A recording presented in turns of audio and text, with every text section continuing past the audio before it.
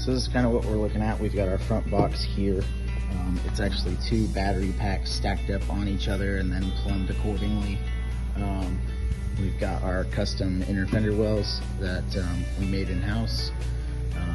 Still Wilwood brakes, still got our wipers and all that stuff. We really wanted to show that we can make it familiar in the engine bay, so what we did was we made this structural piece in the V8 shape, not only to mount the stuff, but just to kind of give that familiarity when you open up the hood. And so kind of what we're looking at is these are the 2 controllers here. There's 2 motors, one in the front and one in the rear, ran in tandem. So this is the lead and lag controllers here. We've got our main negative bus bar here, and then these are the relays for the high voltage system, and then we've got our high voltage fuses there coming for the motor controllers. And then this coming back goes all the way to the back of the car to another junction to the positive, and this one goes all the way back to the negative. And then that's kind of basically what we're looking at in here. We're going to have a panel here in the front that's going to follow the same contour as this up here, to kind of just wrap around and kind of finish it off. But that's basically what we're looking at in the engine bay here. This is going to be lights that are underneath the cover that we have here, and that cover is what we're looking at here. And so those 3 phase wires that you saw in the front there will pass through there, and then underneath we have orange lights. So that's basically it. Just more things I'll add to underneath here.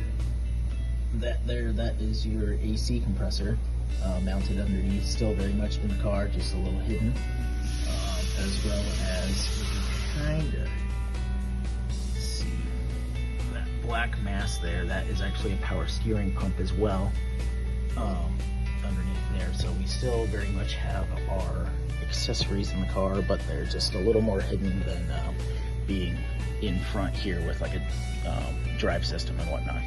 So still very much there, but just a little more hidden. And then back here, same thing as the front box, just a little bit bigger. There's 240 batteries in here. There's 120 in the front. Still same thing. This is 2 packs stacked up onto each other. We'll kind of go back in this hatch area here. And so those very outboards, that is 1 charger and 2 charger.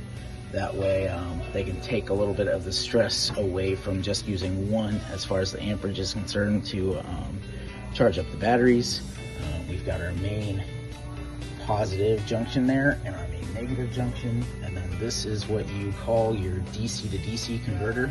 Basically what that is it is essentially your alternator for your 12-volt system. It just steps down that. We're using 130 volts in our system. For this case, it steps down that 130 volts down to your 14 volts to charge your 12-volt system, and basically just charges it not only at the same time you're charging your high voltage batteries, but also while you're running the vehicle as well. Kind of hopping inside, we'll kind of look back here real quick. Essentially, the entire 12-volt system is all back here. There's going to be boxes here to kind of hide all this, but you've got your main fuse block here, and then I also have another fuse block over there for all of the pumps and fans and everything like that for the high voltage stuff. But everything in here is very much 12-volt. This is your MCU slash BMS, and that is basically just monitoring the battery temperatures and voltages and everything like that, making sure everything is correct and hunky-dory. And then this is what you call a watchdog. That is what controls the DC converter to let it know that the 12-volt system needs charged or it doesn't. And then that's basically it as far as wiring is concerned. Still very much got our El Camino in here. We've got Dakota digital gauges for the inside.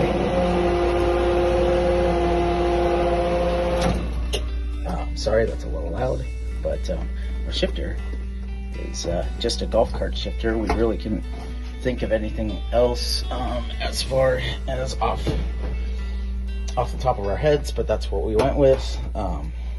There, the readout here was what you saw with the how much voltage you have with your batteries, and you can check the health with them as well.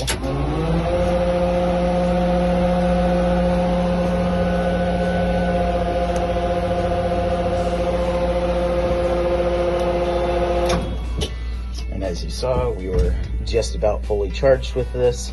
Not only does it display it there, but it also uses the factory fuel gauge to let you know how much charge you have, and then essentially everything is still used with your factory gauges and whatnot. So still a work in progress. It's a little messy in here, but that's essentially what we're working with here.